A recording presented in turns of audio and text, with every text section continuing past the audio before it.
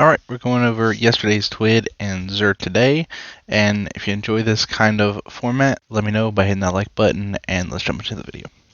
First off, we have Bungie talking about how they raised $3.1 million for games to give, and then we have the new loot changes, which is going to include the Prophecy Scout Rifle, which is a Tex Mechanica weapon. It's going to be an aggressive frame Scout Rifle that is stasis. Some tells me that this new stasis Scout isn't going to break the meta just like the last two Scouts from Trials haven't. And then we have the Summoner Solar Auto Rifle returning, which I'm super happy about. I'm hoping it loses multi-kill clip and gains normal kill clip. And then next up we have the Nightfall changes, which is going to include two brand new weapons. We have the brand new Wild Style Grenade Launcher, which is going to be that double firing grenade launcher, so it's Tex Mechanica. And then we also have the Slammer Sword, which is going to be a Vortex frame, and it's the second stasis sword in the game, and it's going to be the only one that's going to be available year-round, so hopefully it stays around for a little bit. And then we have what I'm most excited for, the return of the Multi-Mach, and then the Tusk of the Boar Wave Frame Grenade Launcher. It's going to be the first Strand Wave Frame, and I'm so thankful we're getting this. Bungie, please do not drop the ball like you did with the first Stasis Wave Frame. Please make this thing at least half decent. Oh, and if Multi-Mach gets anything crazy in the final column, it's going to be absolutely insane. Just with the base perks, it's probably going to be fucking ridiculous. So then they dropped when these weapons are going to be releasing. We have March 5th, we're going to be getting the Nightfall Grenade Launcher, that's that double firing called the Wild Style.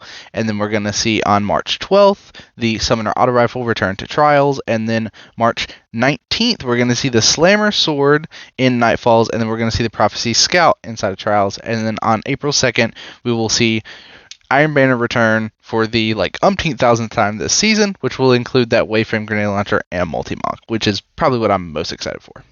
Then Bungie shows that these weapons are joining the loot pool, nothing is leaving just yet, and then when episodes begin, stuff will be leaving the loot pool, and then we'll also be gaining new stuff. So you see here, you have 4 Trials weapons leaving, as well as 4 Iron Banner weapons. So if you want any of these 4 Trials weapons that aren't listed here anymore, you need to get them before this season ends, because they're going to be gone next season.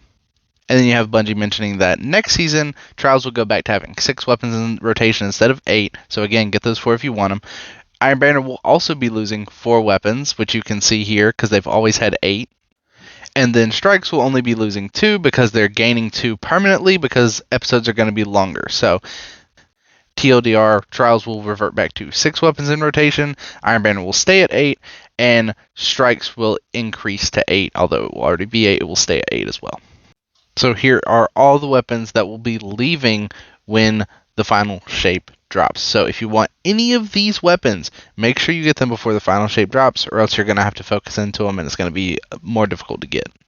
And then every single week you log in, you get 700 free Bright Dust from the shop from March 5th until the final shape, so be sure to log on to collect your Bright Dust. And you have Bungie resetting the Armor Synthesis Armor Weave system on March 5th, so you have to complete all 10 of your bounties for your characters by the 5th, or else you're not going to be able to do 20 after that, because it's going to completely reset. So I have to get on the grind and complete all of my bounties, so do you, so we can get a refresh to another 10. They say 8, but they corrected on Twitter. It's another 10. Xur'S featured exotics are a weapon that I wish was a special and worth a damn.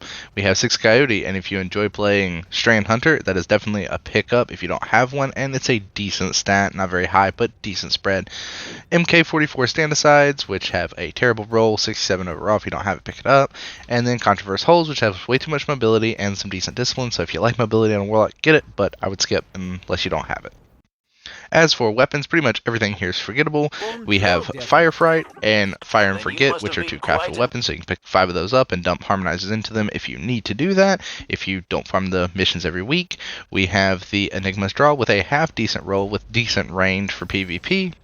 The only other mentionable thing here is Shepherd's Watch has firing line, so if you have no kinetic snipers whatsoever for PvE, hold on to one and get this one because it's, got the one perk that you need to care about.